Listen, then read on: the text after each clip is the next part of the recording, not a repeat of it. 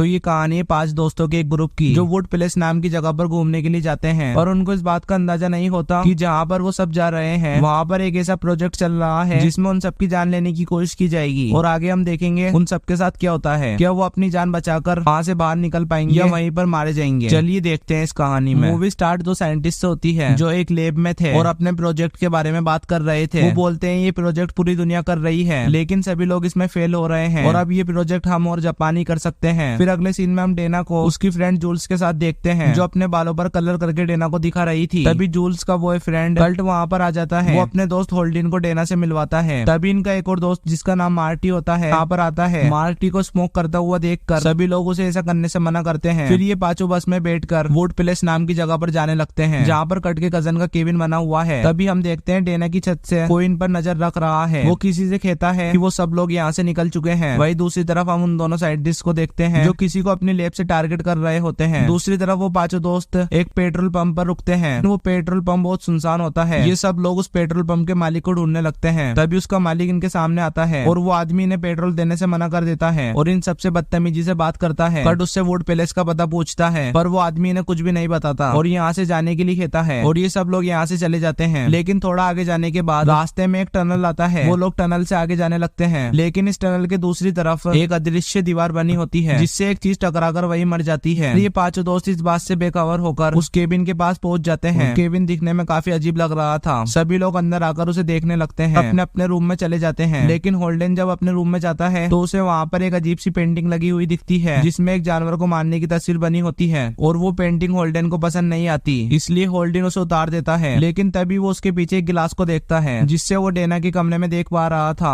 पर डेना उसे नहीं देख पाती और मिरर के सामने आकर अपने कपड़े उतारने लगती है। तभी होल्डन उसे ऐसा करने से रोक देता है और होल्डन इस चीज के बारे में सबको बताता है। सब इस चीज को देखकर हैरान हो जाते हैं कि ये किस तरह का केबिन है। इसके बाद होल्डन और डेना आपस में कमरा चेंज कर लेते हैं जिससे डेना उस कमरे में आ जाती है और उस पेंटिंग को वही लगा देती है। लेकिन डेना को भी ये पेंटिंग पसंद नहीं आती इसलिए डेना उस पेंटिंग को एक कपड़े से ढक देती है। पर तभी हम देखते हैं कि इन सभी के रूम में हिडन कैमरे से वो साइंटिस्ट नजर रख रहे हैं। तभी एक साइंटिस्ट के पास उसी पेट्रोल पंप के मालिक का फोन आता है जो उसे बताता है मैंने इन सबको पेट्रोल नहीं दिया और आगे भेज दिया है, अब तुम उन्हें खत्म कर सकते हो। वो कॉल काट देता है। वही दूसरी तरफ वो पांचों लोग एक लेक में स्विमिंग करने लगते हैं। दूसरी तरफ ये साइंटिस्ट आपस में बेट लगाने लगते हैं। इसके बाद वहाँ पर एक सिक्योरिटी गार्ड आकर उनसे पूछता है तुम ये सब क्यों कर रहे हो। तो एक साइंटिस्ट उससे बोलता है कि ये सब तो हम अपने मजे के लिए कर रहे हैं। अब सभी साइंटिस्ट पार्टी करने लगते हैं। वही दूसरी तरफ वो सब दोस्त भी पार्टी करने लगते हैं। ट्रूथ और डेयर गेम खेलते हैं। जूल्स को डेयर देता है कि वो वहाँ लगे एक भेड़िए के पुतले को किस करे जिसके बाद जूल्स उस पुतले को किस करने लगती है और डेयर को कंप्लीट कर लेती है। फिर अचानक वहाँ पर बने हुए बेसमेंट का दरवाजा खुल जाता है जिसके बाद जूल्स डेना को अंदर जाने का डेयर देती है। डेना उसके अंदर जाती है। वहाँ पर उसे बहुत सारा पुराना सामान रखा हुआ दिखता है। तभी उसकी नजर वहाँ पर एक तस्वीर पर पड़ती है जिसे देखकर वो चिल्लाने लगती है। उसके चिल्लाने की आवाज सुनकर उसके सारे दोस्त भी वहाँ पर आ जाते हैं और वो देखते हैं डेना तो सिर्फ डर गई है। फिर ये सब लोग भी वहाँ पर रखे हुए सामान को देखने लगते हैं। इन्हें बहुत सी अजीब सी चीजें भी मिलती हैं। ये सब इन्हें देख रहे थे लेकिन मार्टी को यहाँ पर डर लगने लगता है और वो सबसे ऊपर चलने के लिए कहता है मगर कोई भी उसकी बात नहीं सुनता। डेना को यहाँ पर एक किताब मिलती है जिसमें एना नाम की लड़की ने अपनी जिंदगी के बारे में लिख रखा था। डेना उसे पढ़ती है और उस डायरी में एना ने लिखा था कि किस तरह उसके डैड ने उसकी मॉम को मार दिया और उसका एक हाथ काट दिया और अगर कोई भी यहाँ पर लिखे हुए मंत्र को पढ़ेगा तो मेरा पूरा परिवार वापस से जिंदा हो जाएगा। ये सुनकर मार्टी उससे कहता है कि तुम ये सब मत पढ़ना। लेकिन यहाँ पर बाकी सबको इस बात पर यकीन नहीं होता। उस मंत्र को पढ़ देती है जिसके बाद हम देखते हैं एना का पूरा परिवार ज़ोंबी बनकर वापस से जिंदा हो गया है और ये तीनों ज़ोंबी इन सभी दोस्तों को मारने के लिए इनकी तरफ आने लगते हैं। वहीं दूसरी तरफ एक साइंटिस्ट वो बेट जीत गया होता है क्योंकि उसने ज़ोंबी पर भी पैसे लगाए थे। इसी दौरान हमें एक बोर्ड को दिखाया जाता है जिस पर ज़ोंबी के अलावा भी कई तरह के मॉन्स्टर के नाम लिखे होते हैं जिसका मतलब है डेना और उसके दोस्त दूसरा सामान छूकर उसकी मदद से दूसरे और भी खतरनाक मॉन्स्टर को बुला सकते हैं। यहीं पर हम साइंटिस्ट के कंप्यूटर पर जापान का प्रोजेक्ट भी चलता हुआ देखते हैं जिसमें दिखाया जा रहा था कि एक लड़की का गोश्त बच्चों के स्कूल की क्लास में उन बच्चों को डरा रहा है। इधर रात में डेना के पास मार्टी आता है और उससे बोलता है मुझे यहाँ पर ठीक नहीं लग रहा। लेकिन डेना उसे सो जाने के लिए कहती है। फिर डेना होल्डन के साथ बैठकर वही डायरी पढ़ने लगती है। वहीं दूसरी तरफ जूल्स और कट जंगल में घूमने के लिए जाते हैं और वहीं पर रोमांस करने लगते हैं। जूल्स कट से घर चलने के लिए कहती है पर तभी वो साइंटिस्ट वहाँ पर एक गैस छोड़ देता है जिससे कल्ट और जूल्स का मन बदल जाता है और वो दोनों वही रोमांस करने लगते हैं। मगर तभी हम देखते हैं वो ज़ोंबी जो जिंदा हो गए थे वो दोनों यहाँ पर आते हैं और इन पर हमला कर देते हैं। एक ज़ोंबी जूल्स को मार देता है। इसके बाद हम उसी साइंटिस्ट को देखते हैं जो एक लीवर खींचता है। जूल्स का खून एक दीवार पर बनी एक शरीर की आउटलाइन को भरने लगता है। वहीं दूसरी तरफ मार्टी एक बुक को पढ़ रहा था। तभी उसे किसी की आवाजें सुनाई देने लगती हैं जिसे सुनकर वो काफी डर जाता है और बाहर आता है। मार्टी बाहर आकर आसमान को देखने लगता है, लेकिन उसको देखकर उसे काफी अजीब महसूस होने लगता है। तभी वहाँ पर कट ज़ॉम्बी से बचता हुआ भागकर आता है और मार्टी को भी एना के ज़ॉम्बी से बचा लेता है। मार्टी इन ज़ॉम्बी को देखकर डर जाता है और ये दोनों घर के अंदर आते हैं और तुरंत दरवाजा बंद कर देते हैं। एना कट के ऊपर लगे हुए खून को देखकर उससे पूछती है कि तुम्हारे साथ क्या हुआ है और जूल्स कहाँ पर है। कट कहता है जूल्स अब नहीं रही और हमें यहाँ से भागना होगा, लेकिन डेना जूल्स को लाने के लिए दरवाजा खोलने लगती है। मार्टी उसे ऐसा करने से मना करता है, पर डेना दरवाजा खोल देती है। तभी इन्हें बाहर एक ज़ॉम्बी खड़ा हुआ दिखता है, जिसके हाथ में जूल्स का कटा हुआ सर था। वो ज़ॉम्बी जूल्स के कटे हुए सर को डेना की तरफ फेंक देता है। डेना ये सब देखकर डर जाती है। तभी वो ज़ॉम्बी अंदर आने लगता है, लेकिन ये सब मिलकर किसी तरह दरवाजे को बंद कर देते हैं। जिसके बाद कट सबसे कहता है कि हमें साथ में ही रहना होगा। कट की ये बात सुनकर वहाँ बैठा एक साइंटिस्ट एक गिरेज को कट के ऊपर डाल देता है। इसे कट सबको अलग अलग जाने के लिए कहता है और सभी अपने अपने रूम में चले जाते हैं। तभी वो साइंटिस्ट इनके रूम के दरवाजे को लॉक कर देते हैं, लेकिन यहाँ पर मार्टी जैसे ही अपनी रूम की खिड़की को बंद करने लगता है, वहाँ रखकर लैंप टूटकर गिर जाता है और मार्टी की नजर एक कैमरे पर जाती है। देखकर वो समझ जाता है कि ये सब कोई हमारे साथ जानबूझकर कर रहा है, लेकिन वो किसी को ये बात बता पाता इससे पहले एक ज़ॉम्बी आकर उस पर हमला कर देता है। वो खिड़की को तोड़कर मार्टी को बाहर खींच लेता है। मार्टी उस पर हमला करता है और बचकर भागता है, पर ज़ॉम्बी उस पर हमला करके उसे जख्मी कर देता है। मार्टी वहीं पर गिर जाता है। इसके बाद वो ज़ॉम्बी मार्टी को खींचकर एक खड्डे के अंदर ले जाता है। फिर उन्हीं साइंटिस्ट में से एक साइंटिस्ट लीवर खींचता है, लेकिन इस बार उसको ऐसा करने से वहाँ पर बहुत तेज भूकंप आने लगता है और एक और शरीर की आउटलाइन खून से बनने लगती है। वहीं दूसरी तरफ डेना पर भी एक ज़ॉम्बी हमला कर देता है, लेकिन होल्डन उसी मिरर वाली वॉल को तोड़कर डेना को अपने रूम में आने के लिए कहता है। डेना तुरंत उस रूम में चली जाती है और ये दोनों उस वॉल को ब्लॉक कर देते हैं। तभी डेना को बेसमेंट में जाने का एक रास्ता दिखता है। वो दोनों बेसमेंट में चले जाते हैं। अभी वहाँ पर एक ज़ॉम्बी आ जाता है जो होल्डन पर हमला करके उसे ऊपर खींचने लगता है, लेकिन डेना होल्डन को नीचे खींच लेती है और ज़ॉम्बी के ऊपर चाकू से हमला करती है, ज़ॉम्बी को मार देती है। तभी यहाँ पर कट आता है और उससे कहता है चलो जल्दी। डेना और होल्डन वहाँ से भागने लगते हैं। ये तीनों बाहर निकल जाते हैं, अपनी बस में बैठकर यहाँ से निकलने लगते हैं। इसके बाद हमें जापान के उसी प्रोजेक्ट को दिखाया जाता है जिसमें एक भूत बनी लड़की स्कूल के बच्चों को मारना चाहती थी, लेकिन वो सारे बच्चे मिलकर एक रिचुअल करते हैं और उस गोस्ट को एक मेंढक बना देते हैं और इनका प्रोजेक्ट कंप्लीट भी हो जाता है। लेकिन वही साइंटिस्ट जब ये देखते हैं तो उन्हें काफी गुस्सा आने लगता है। फिर उन्हें पता चलता है सब उनका ही प्रोजेक्ट बचा है। ये दोबारा से डेना होल्डन कट पर नजर रखने लगते हैं। इधर ये तीनों अपनी गाड़ी से भाग रहे थे। वो लोग टनल से यहाँ से निकलने वाले थे, लेकिन ये साइंटिस्ट उस टनल को तबाह कर देते हैं। फिर ये तीनों गाड़ी से बाहर आकर दूसरे रास्ते को देखने लगते हैं, लेकिन दोनों रास्ते के बीच एक खाई थी और वहाँ पर पहुंचने के लिए इन्हें एक रस्सी की जरूरत थी जो इनके पास नहीं थी। लेकिन ये देखकर कट को एक आइडिया आता है कि मैं बाइक को जंप कराकर वहाँ पर जा सकता हूँ और मैं वहाँ पर जाकर तुम्हारे लिए मदद ला सकता हूँ। जिसके बाद कट अपनी बाइक को लेकर वहाँ से जंप कराने लगता है, लेकिन जैसे ही वो जंप करता है, लेकिन तभी वो उसे अदृश्य दीवार से टकरा जाता है और नीचे गिरकर मर जाता है। होल्डन और डेना ये देखकर हैरान रह जाते हैं। अब यहाँ पर होल्डन और डेना ही जिंदा बचते हैं। दूसरी तरफ साइंटिस्ट एक और लीवर खींचता है जिससे खून एक और बॉडी की आउटलाइन को भरने लगता है और दूसरी तरफ ये दोनों घर जाने के लिए कोई दूसरा रास्ता ढूंढने लगते हैं।